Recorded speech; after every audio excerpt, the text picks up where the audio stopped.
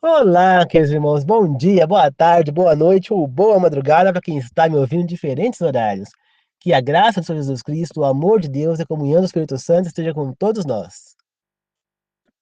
Na meditação de hoje falaremos sobre nossa fé em Deus deve ser baseada nas Escrituras Sagradas. Antes de começar, gostaria de pedir que vocês pausassem esse vídeo agora e curtissem o vídeo, tá certo? E aproveita aqueles que não se inscreveram no canal, já se inscrevam no canal, tá bom? Então pause, curta e inscreva no canal quem não se inscreveu. Agora, já. Já fizeram isso? Muito obrigado. Quando acabar o vídeo, não esqueça de compartilhar. Mais uma vez eu estou pedindo, já expliquei que é um grande trabalho missionário para que esse vídeo chegue o mais longe possível. Sabemos que o YouTube, ele só sugere, ele faz uma sugestão dos vídeos, né? As pessoas, ele só sugere os vídeos que tem bastante curtida, bastante visualização, bastante inscritos no canal, senão ele não vai sugerir os nossos vídeos. E aí eles ficam parados, né? E vocês compartilhando em tudo, vocês ajudam também a divulgar a nossa mensagem, né? Para que pessoas que precisam receber essas mensagens, que passam por depressão, por um momento difícil na vida, possam receber a mensagem de esperança, né? Tá bom? E que a semente do evangelho, que a semente de Deus possa ser plantada no coração da maioria das pessoas através desse trabalho missionário. Tá bom? Então é isso. Queridos irmãos, nossa fé deve ser baseada nas Escrituras Sagradas, pois somente só elas nos dizem quem é Deus, o que é que ele fez, qual é o seu poder, que ele é o Criador, que o mundo caiu em pecado lá através de Adão, que ele criou o ser humano perfeito, né, semelhante a ele, né, que ele criou o ser humano do barro, né, que diz a Bíblia que do pó vieste, ao pó retornarás, né, o que ele fez por Noé, por Abraão, por Jacó, Israel, Isaac, José, que ele fez através de Moisés e Arão no Egito, depois que ele fez através de Josué, os profetas, todos os ensinamentos bíblicos, tudo estão nas Escrituras Sagradas. Os 10 mandamentos, que são a lei de Deus base, né? Entendeu? Então muita gente fala, mas o sábado foi abolido, por exemplo. O Velho Testamento foi abolido, o sábado também foi abolido. Aí eu falo para vocês. Aí muita gente fala, mas só a igreja adventista guarda o sábado e os judeus. Não é isso, não. A igreja adventista do sétimo dia, ela guarda o sábado. Mas a adventista da promessa também guarda, são duas. Igreja de Deus, Sociedade Missionária Mundial, também guarda o sábado, são três. Igreja de Deus do sétimo dia, também guarda o sábado, são quatro. Igreja de Jesus Cristo dos Santos dos Últimos Dias, Estrágita, também guarda o sábado. Igreja Batista do sétimo dia, Renovadas, também guarda o sábado. A Igreja Congregação Cristã do sétimo dia, também guarda o sábado. Entendeu? Sem contar o judaísmo, que também guarda o sábado. Então não são só adventistas e judeus que guardam o sábado. Outras doutrinas já guardam o sábado. Por quê? Tem muitas pessoas que frequentam igrejas católicas, igrejas e as outras doutrinas evangélicas, que também guardam o sábado, que entendem que é da guarda de Deus. Não importa a doutrina que você frequente. Deus nos disse: guardai o sábado, desde a criação do mundo. Então, o sábado é para ser guardado. Ele faz parte das Escrituras Sagradas. Elas nunca foram abolidas. Jesus Cristo disse: eu não vim alterar a lei, mas eu vim cumpri-la. Entendeu? E ele cumpriu a lei. E ele fala que era para nós seguirmos o seu exemplo. Ele se batizou para servir de exemplo. Então, se ele era o exemplo e ele guardou o sábado, nós também devemos guardar. Se ele veio cumprir a lei, nós também devemos cumprir. Tá certo? Deus nos deixou um manual, um guia, que é as Escrituras Sagradas, para nós termos uma vida saudável, feliz, plena. Você entende? Então, não é esse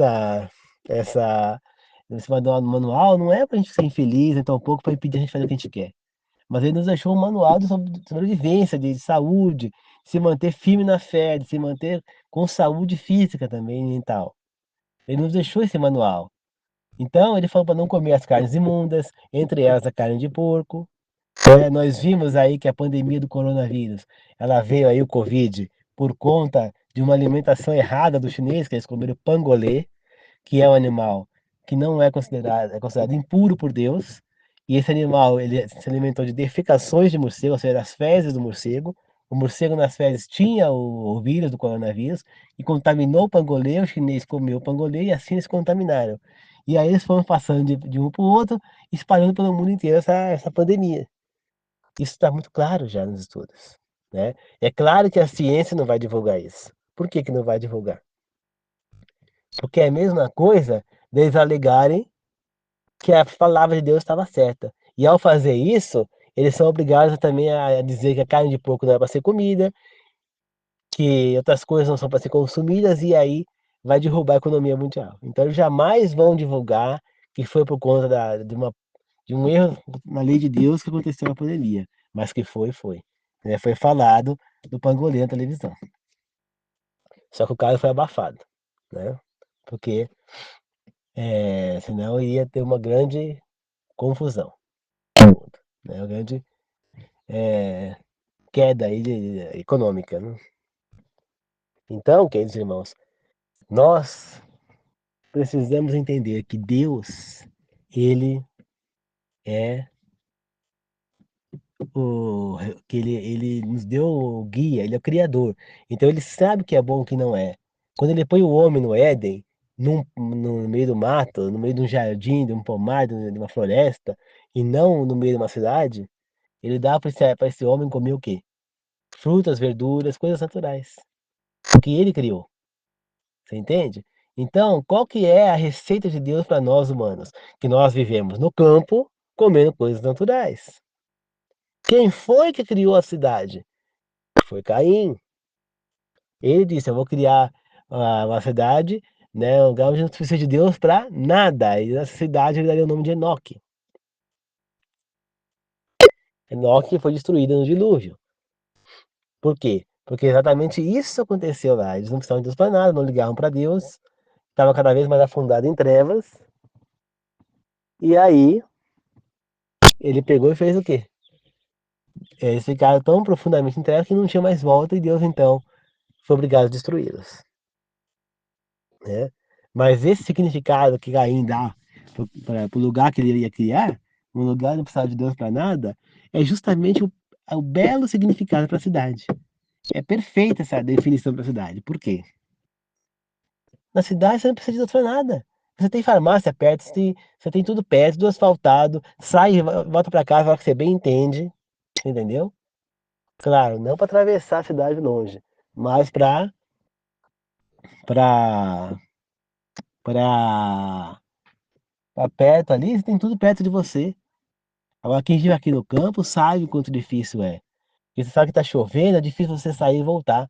Eu, por exemplo, fui trabalhar um dia e no caminho eu derrapei com o carro ficou no barranco. Eu tive que vir a pé para casa, né, o pedaço que faltava, deixar o carro lá e no dia seguinte chamar um trator para tirar o carro de lá. Na cidade acontece isso? Não. Por que não acontece? Porque é asfaltado. Então é tudo muito fácil na cidade. Você quer alguma coisa, você corre no mercado que é do lado da sua casa. Agora, aqui não. Aqui eu tenho que andar 3 quilômetros para chegar de terra para chegar no mercado. No mínimo 3 quilômetros. Se estiver chovendo, tem que aumentar para 4. Ou dependendo, se for para o outro lado ainda é 7. Entendeu? Depende, tem vários caminhos que eu posso ir, mas perto é 3. Gente, a cidade ninguém fez Deus pra nada, todo mundo tem coisa tudo perto. É metrô. Você quer ir até o centro, você pega o metrô, você tá lá no instantinho. Aqui não, aqui nem ônibus não tem direito. Se não tiver um carro aqui, você tá perdido. Então, você precisa de Deus aqui. Você vê que minha mãe caiu aqui, quebrou o fêmur, aqui tem ambulância para levar ela? Não tinha. Se eu for chamar a ambulância vai demorar horas para chegar aqui. Então, nós acabamos pegando ela e colocando ela dentro deste carro que eu estou dentro. Aliás, ela foi no porta-mala lá, como se fosse uma ambulância. Porque esse carro, aquele modelo piruinha, então eu só deitei o banco de trás, pus o colchão ali, ela foi lá apoiada. Entendeu, que é isso de nós? Então, é... então aqui é assim. Então, se você precisa de um bombeiro, de polícia, é difícil ver. Então nós precisamos, queridos irmãos, entender. que Deus, ele nos deu um guia, nos deu uma maneira de viver.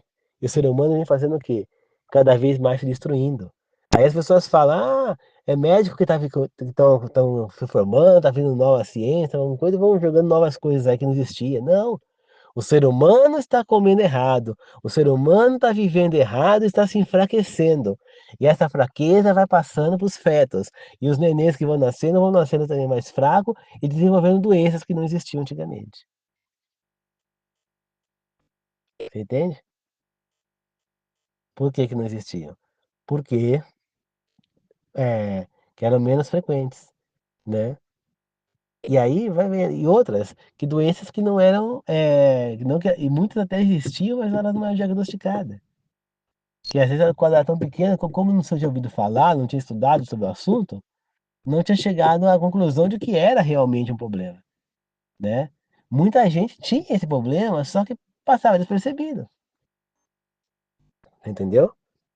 E o corpo vai se enfraquecendo cada vez mais, entendeu? Antigamente, você vê, Adão viveu mais de quase 1000 anos. Matusalém viveu perto de 1000 anos. Noé viveu perto de 1000 anos. Seu filho já viveu, não viveu mais essa quantidade, foi abaixando. Abraão viveu 135 anos. Depois, é, também 180, o Isaac. Depois, Jacó já viveu só 100 anos. José também só 100 anos. Entendeu? Então, e foi abaixando. Hoje em dia, você vê que o ser humano não vive, dificilmente ele chega a 100 anos. Né? Entende, queridos irmãos? Então, por quê? Porque nós estamos destruindo cada vez mais a nossa saúde, comendo coisas que não devemos, respirando ar poluído, mexendo com a natureza, a chuva vai diminuindo, o ar vai ficando mais seco. Estamos vivendo no meio de cidades populosas, estresse, né? Doenças que vão toda hora contaminando a gente, vai enfraquecendo a gente. Que nem esse ano, por exemplo. Mesmo estando aqui no sítio, já peguei gripe. Esse aqui já acho que é a terceira ou quarta vez que eu pego gripe esse ano. Entendeu? Por quê? Porque eu estava saindo, eu estava trabalhando, agora eu não tô mais, mas eu saí com a minha mãe, então eu acabei pegando de novo. Você entende? Mas aqui é mais difícil. Agora você imagina em São Paulo, um lugar onde você fica muita gente fica no metrô lá, lotado, apertado, todo mundo respirando o mesmo ar todo dia. Você acha que as pessoas não pegam gripe com a maior facilidade do mundo ali? Com ar-condicionado? Claro que pega, gente. Se o ar-condicionado tiver higiene, aí que prolifera mais ainda. Aí que aumenta a Covid, essas coisas. E a maioria das pessoas pegam gripe e não usam máscara, contamina todo mundo sem nem pensar duas vezes. Não tem a mínima ética. Você vê que eu não fui na igreja sábado, por quê? Porque eu tô com gripe, para não contaminar as pessoas. E quando eu saí de máscara, para não contaminar ninguém. Eu não tô nem chegando perto do meu pai para não contaminá-lo. Falei para ele nem entra no meu quarto, porque eu tô gripado. E assim é a vida, gente. Então, queridos irmãos, a Bíblia, nossa fé, deve ser baseada na Escrituras Sagradas. Nossa fé em Deus deve ser baseada nas Escrituras Sagradas, porque é elas que contam sobre Deus pra gente. É elas que vai dizer pra gente o que Deus quer que a gente faça, como Ele quer que a gente haja, o que Ele quer que a gente se alimente, quais sentimentos nós devemos ter, o que nós devemos evitar, qual caminho nós devemos seguir. Tudo está indicado ali. Quais são as coisas que Deus espera que a gente faça, né? Quais são as profecias para o tempo do fim? O que Deus quer que a gente faça até chegar à volta, à segunda volta de Cristo? Tudo isso está ali na Bíblia. É ali que está a base. Então, quando vocês falam, ah, foi o judeu, sobra para os judeus, ah, é só adventista que segue o sétimo dia, por exemplo. Não é. Eu já falei para vocês, tem várias igrejas, eu falei agora poucos nomes, que seguem o sétimo dia. Não é só a igreja adventista. Outras também seguem. Entendeu? Por quê? Porque assim deve ser. O sábado é bíblico, está escrito ali. Como que eu não vou guardar o sétimo dia se está escrito na Bíblia que é para ser guardado? Como? Você entendeu, queridos irmãos? Então, se está escrito lá que é para ser guardado o sábado, é para ser guardado o sábado. Compreende? Não tem outra explicação, não tem outra situação. Então nós devemos guardar o sábado porque Deus estimulou que era para ser guardado. Mas por que essas outras igrejas não guardam? Porque a igreja católica trocou a guarda do sábado para o domingo, né, lá na época de Constantino. E muitas igrejas protestantes se mantêm, saíram do catolicismo, essas pessoas, mas se mantêm na guarda do domingo. Você entendeu? Ou acreditam que o Velho Testamento foi abolido. Não sei por que isso no Novo Testamento não é nem citado o primeiro dia da semana, ou o domingo. Lá o domingo nem existe, lá existe o primeiro dia. Acho que em 3 ou 4 versículos. Mas Jesus, ele se baseou em qual livro para poder pregar quando ele esteve aqui? No Velho Testamento. Os apóstolos, no Velho Testamento, não existia o Novo. O Novo Testamento, provavelmente, ele só foi realmente incorporar muitos anos depois da morte dos apóstolos. Por quê? Porque a Bíblia que existia lá era a Bíblia do Velho Testamento, então era isso que eles usavam. Somente depois que se iniciou realmente esse movimento de cristianismo e que juntaram tudo numa Bíblia só, é que provavelmente começaram a tratar do Novo Testamento. Antes disso, não. Entendeu? Entendeu? Então, queridos irmãos, a base de tudo é o Velho Testamento. O Novo Testamento nada mais é que um exemplo do que está sendo dito no Velho Testamento. Jesus Cristo veio para servir de exemplo para nós todas. Ele guardou o sábado? Guardou, então nós temos que guardar. Ele se batizou? Se batizou, então nós temos que nos batizar. Mas ele se batizou jogando água na cabeça, criança ou adulto? E por imersão? Ele se batizou adulto por imersão, ele se batizou com 30 anos. Então, nós devemos se batizar quando nós tivermos certeza do que nós estamos querendo fazer, não nesse. Maria e José, eles batizaram Jesus quando criança? Não. Eles levaram Jesus ao templo para ser apresentado a Deus. Assim devemos fazer hoje em dia, pegar nossos filhos, quando crianças, nascidos, e levarmos à igreja para apresentá-los a Deus. Entendeu? Então, é isso que nós devemos fazer, tá?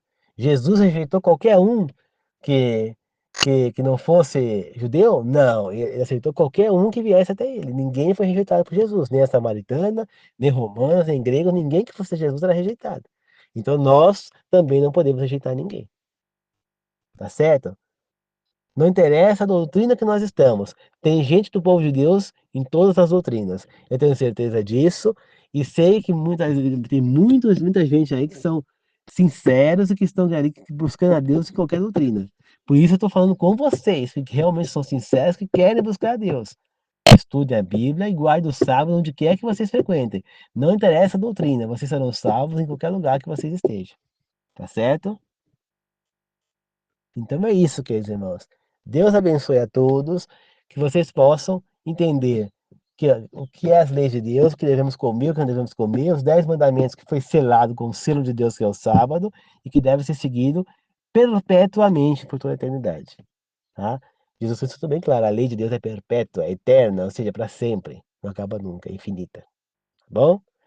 Então que a graça de Jesus Cristo, o amor de Deus, a comunhão do Espírito Santo esteja com todos nós. Que assim seja, eu agradeço e glorifico. Amém. Falou, queridos irmãos. Até mais.